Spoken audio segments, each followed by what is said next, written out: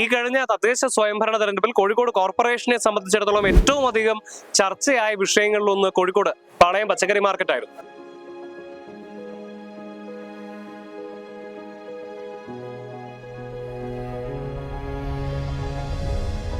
അന്നേരം ഇവിടുന്ന് അങ്ങോട്ട് പോകാന്ന് വെച്ചാൽ വളരെ പ്രയാസമാണ്. അവിടെ മുകളിലാണ് കടയിൽ, ഞങ്ങൾ അവിടത്തേക്കാണ് കോർപ്പറേഷൻ ഓടിക്കാൻ നോക്കുന്നത്. പക്ഷെ ഞങ്ങൾ എന്ത് ചെയ്താലും ഇവിടുന്ന് പോരാന്നുള്ള ആ പോരാട്ടത്തിൽ നിൽക്കും. തൊഴിലാളികളും കച്ചവടക്കാരും ഇതിൽ തന്നെ ഉറച്ചു നിൽക്കും.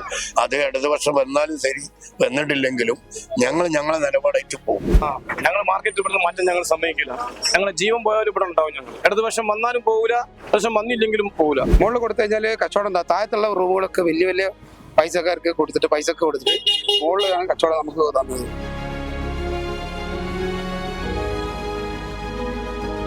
നമസ്കാരം, ഞാനിപ്പോ നിൽക്കുന്നത് കോഴിക്കോട് പാളയം പച്ചക്കറി മാർക്കറ്റിലാണ്.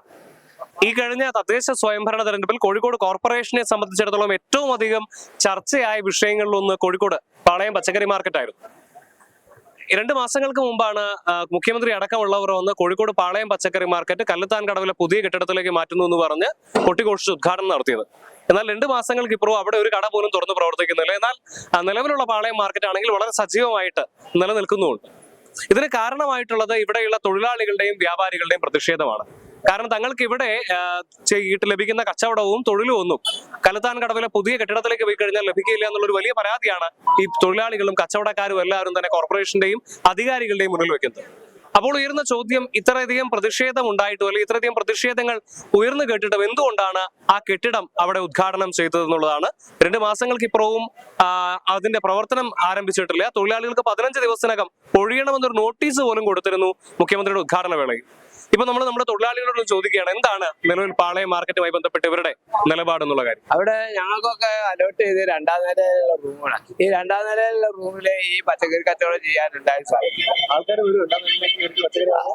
വരാൻ സാധിക്കില്ല. ഒരു 10 കിലോ എടുത്ത് ഞാൻ താഴത്തേക്ക് വരാട്ട് കൊണ്ടുപോകാൻ കഴിയില്ല. അതെന്താ അറിയില്ല. താഴത്ത് കിട്ടിയാലേ ഉള്ളൂ എന്തിനും നടക്കുള്ളൂ. മുകളിൽ എങ്ങനെ പച്ചക്കറി കച്ചവടം നടക്കുക? ആർക്കാ കൊടുത്തതെന്ന് അറിയില്ല. പ്രൈവറ്റുകാർക്ക് കൊടുത്തിട്ടുണ്ടാവും, ആർക്കാ കൊടുത്തെന്നാണ് അറിയില്ല. ഞങ്ങൾക്കൊക്കെ അലോട്ട് ചെയ്ത് മുകളിലാണ്. പോവില്ല, ഞങ്ങൾക്ക് ആ സൗകര്യം ഇല്ലല്ലോ. സൗകര്യമില്ല. പോയിട്ട് കാര്യമില്ല. ഞങ്ങൾ ഒന്നും കൂടി പട്ടിണിയിലേക്ക് പോകും. അങ്ങോട്ട് അങ്ങനെയാണ് 2ാം നിലയിലേക്ക് പോയത്. മാർക്കറ്റ് ഇവിടുന്ന് പോകുന്നതാണല്ലോ.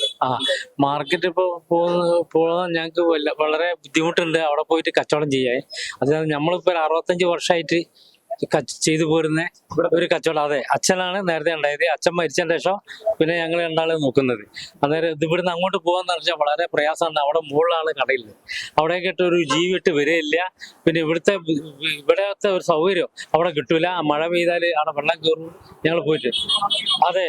പിന്നെ വാടകയാണെങ്കിൽ ആ പ്രൈവറ്റിലേക്കാണ്, ഇത് കോർപ്പറേഷനാണ്. അവിടേക്ക് പോകണ പ്രൈവറ്റിലേക്കാണ്. ഞങ്ങൾ അവിടത്തേക്കാണ് കോർപ്പറേഷൻ ഓടിക്കാൻ നോക്കുന്നത്. പക്ഷെ ഞങ്ങൾ എന്ത് ചെയ്താലും ഇവിടുന്ന് പോരാന്നുള്ള ആ പോരാട്ടത്തിൽ നിൽക്കുക. എന്ത് വന്നാലും ഇവിടുന്ന് പോരാ. ഈ കഴിഞ്ഞ ഇലക്ഷന് ഇവിടുത്തെ തൊഴിലാളികളും കച്ചവടക്കാരൊക്കെ വോട്ട് ചെയ്തത് ഈ പാളയം മാർക്കറ്റ് കൂടി സ്വാധീനിച്ചിട്ടുണ്ടാവും. അത് തീർച്ചയായിട്ടും സ്വാധീനിച്ചിട്ടുണ്ടാവും. 100% സ്വാധീനിക്കും. എന്താ വെച്ചാൽ എല്ലാവർക്കും അരിന്റെ പ്രശ്നമല്ലേ, എല്ലാവരും ജീവിക്കാനായിട്ട് വരുന്നതല്ലേ. എത്ര ആളുകളുടെ കുടുംബം ജീവിക്കുന്ന മാർക്കറ്റാണിത്.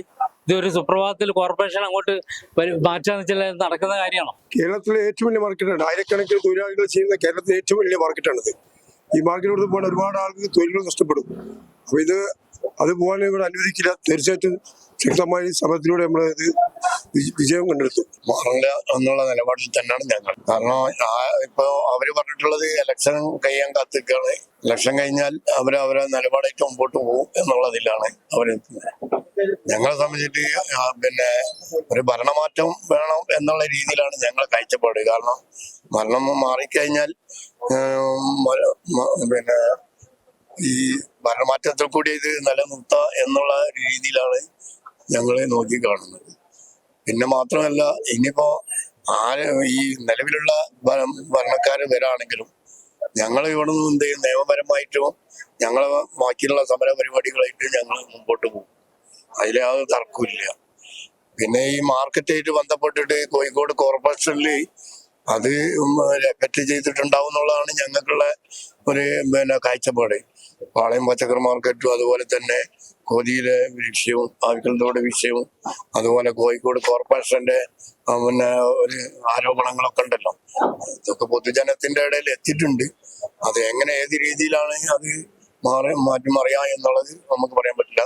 കാരണം ഈ രീതിയിലൊക്കെ കണ്ടത് കൊണ്ടാണ് കോഴിക്കോട് കോർപ്പറേഷൻ ഭരിക്കുന്ന ഭരണാധികാരികൾ ഓരോ വാർഡിനെയും വെട്ടിമാറ്റിയിട്ടുണ്ട്. ഉദാഹരണത്തിന് മുഗദാർ വാർഡ് 13,000 വോട്ടാണ്, കുറ്റിച്ചിറ വാർഡ് 12,000 വോട്ടാണ്.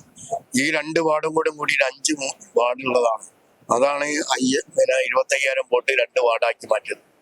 അതുമാത്രമല്ല ഈ ചാലപ്പുറം വാർഡും പാളയം വാർഡും അങ്ങനെയുള്ള വാർഡുകളൊക്കെ തന്നെ വെട്ടിമുറിച്ചിട്ടുണ്ട് എന്നുള്ളതാണ്. അത് ഈ രീതിയിലുള്ള ജനത്തിന്റെ ഒരു വിലയിരുത്തൽ കൊണ്ടാണോ അത് അവരുടെ സ്വാധീന മേഖലയായ ആ മേഖല വെച്ചിട്ട് ഇവർ ചെയ്തത് എന്നുള്ളതാണ് ഞങ്ങൾ. തൊഴിലാളികളും കച്ചവടക്കാരും ആ ഇതിൽ തന്നെ ഉറച്ചു നിൽക്കും. അത് ഇടതുപക്ഷം വന്നാലും ശരി വന്നിട്ടില്ലെങ്കിലും ഞങ്ങളെ നിലപാടായിട്ട് പോകും. അതിലാദ്യം തർക്കമില്ല. ഇവിടുന്ന് ഞങ്ങൾ മാറുന്ന വിഷയമല്ല. ഇവിടുന്ന് മാർക്കറ്റ് മാറില്ലാനുള്ള നിലപാട് തന്നെയാണ് ഞങ്ങൾ ഉറച്ചു നിൽക്കുന്നത്. പിന്നെ മാർക്കറ്റ് മിക്കവാറും പോകാതിരിക്കാൻ വേണ്ടിയിട്ട് എല്ലാ ശ്രമങ്ങളും ഞങ്ങൾ ചെയ്യും. അതിന് വേണ്ടിയിട്ടുള്ള ഇത്ര കാര്യങ്ങളാണ് പറയുന്നത്. ഞങ്ങൾ മാർക്കറ്റ് ഇവിടുന്ന് മാറ്റാൻ ഞങ്ങൾ സമ്മതിക്കില്ല. ഞങ്ങളെ ജീവൻ പോയാലും ഇവിടെ ഉണ്ടാവും. ഞങ്ങൾ മാർക്കറ്റിൽ ഇവിടുന്ന് പോകൂല. ഇടതുപക്ഷം വന്നാലും പോകൂല, ഇടതുപക്ഷം വന്നില്ലെങ്കിലും പോകൂല. ഭരണം കിട്ടിയാലും പോകൂല. കോൺഗ്രസ് ഭരണം കിട്ടിയാൽ കോൺഗ്രസ് പ്രകടന പത്രികയിലുള്ള മാർക്കറ്റ് പോകൂല. മാർക്കറ്റ് ഇവിടെ തന്നെ നിലനിർത്തുന്നു. പാളയം മാർക്കറ്റ് മാറി കഴിഞ്ഞാല് ഇവിടെ കാണുന്ന ഇത്രയും തൊഴിലാളികൾക്ക് ഇവിടെ തൊഴിലില്ലാതെ ഒന്നാമത് കാരണം വെച്ചാല് ഇവിടുത്തെ ഈ കച്ചവടമൊന്നും അവിടത്തേക്ക് പോയാല് അതൊരു ഒഴിഞ്ഞ ഭാഗത്താണ്. ഇത് കോഴിക്കോടിന്റെ സെന്റർ നടുവിലാണ് പാളയം മാർക്കറ്റ് ഉള്ളത്. അതുകൊണ്ട് എന്താ വെച്ചാല് മാർക്കറ്റിൽ നിന്ന് കിട്ടുന്ന കച്ചവടത്തിന് നല്ലൊരു കച്ചവടം പോലും അവിടെ ഉണ്ടാവില്ല. പിന്നെ ഇവിടെയുള്ള പീടികകൾക്കൊന്നും അവിടെ കൊടുത്തത് മുകളിലാണ് കൊടുത്തത്. പുതിയ മാർക്കറ്റില് മുകളിലായിട്ടാണ് അവർ കൊടുത്തത്. മുകളിൽ കൊടുത്തു കഴിഞ്ഞാല് കച്ചവടം താഴത്തുള്ള റൂമുകളൊക്കെ വലിയ പൈസക്കാർക്ക് കൊടുത്തിട്ട് മുകളിലാണ് കച്ചവടം നമുക്ക് തന്നത്, ഈ പീടികൾക്കൊക്കെ കൊടുത്തത്. അതിനാൽ കച്ചവടം ഉണ്ടാവില്ല മുകളിലുള്ള ആൾക്കാർക്ക്. ഇവിടുന്ന് മാറാൻ തെരുവോര കച്ചവടക്കാർ മാറി കഴിഞ്ഞ് നമുക്കുള്ളത് 80ഓളം ആൾക്കാർക്കുള്ളതാണ് തന്നത്. അതൊന്നും നമുക്കും ഈ തെരുവിൽ കച്ചവടം എന്ന് പറഞ്ഞാല് വഴിയോര കച്ചവടമാണ്. ഈ വഴി നടന്നു പോകുന്ന സാധനം വാങ്ങുന്ന കച്ചവടമാണ്. അവിടെ പോയി കഴിഞ്ഞാൽ അവിടുന്ന് നടന്നു വരാൻ ആൾക്കാരുണ്ടല്ലോ, വാങ്ങാൻ ആൾക്കാരൊന്നും വരില്ല. ഇവിടുന്ന് വരുന്ന സൗകര്യമൊന്നും അവിടെ കിട്ടൂല ആൾക്കാർക്ക് വാങ്ങാൻ വരും. പെട്ടെന്ന് മാറ്റാനുള്ള കാരണം എന്ന് പറഞ്ഞാല് സാമ്പത്തിക ലാഭമാണ് ഇതിലുള്ള മെയിൻ പ്രശ്നം. ഓരോരുത്തർ വ്യക്തിപരമായിട്ടുള്ള പൈസ സാമ്പത്തികമുള്ള മെച്ചത്തിന് വേണ്ടിയിട്ട് നമ്മളെമായുള്ള ആൾക്കാർക്ക് ഈ ചെറുകിട കച്ചവടക്കാരെ നോക്കാതെ അവരവരെ കാര്യങ്ങൾ മാത്രം നോക്കിയാണ് നമ്മളൊക്കെ ജീവിതം ഇനിയിപ്പോ കണ്ടറിയേണ്ടി വരും.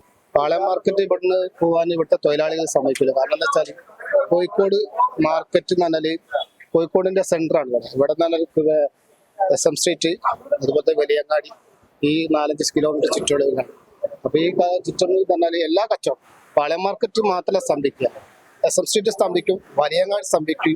അപ്പോൾ എല്ലാ ആളുകൾക്കും കച്ചവടം കുറയും. ഇവിടുന്ന് പുതിയാറ ഭാഗത്തേക്ക് പോയാൽ അവിടെ വളരെ ബ്ലോക്കാണ്.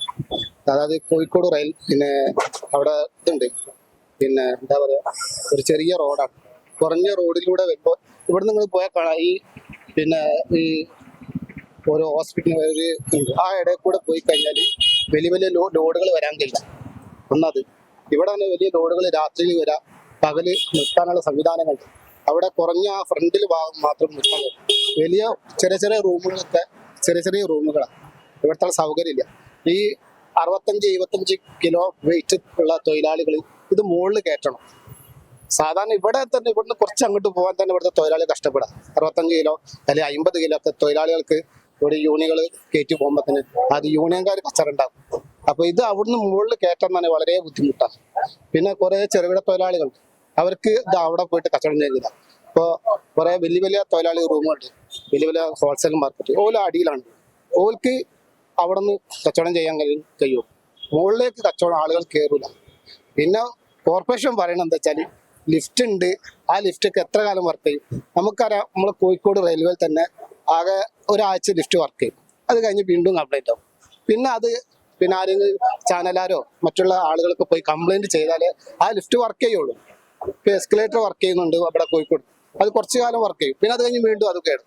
അതേമാതിരി ഇവിടെ ഈ കാണുന്ന ഒരു വണ്ടി കയറ്റാൻ സംവിധാനം. പക്ഷെ ആ വണ്ടി കയറ്റാൻ ഇത്രയും ലോഡ് വലിച്ചിട്ട് ഈ വണ്ടി മുകളിലേക്ക് പോകൂല.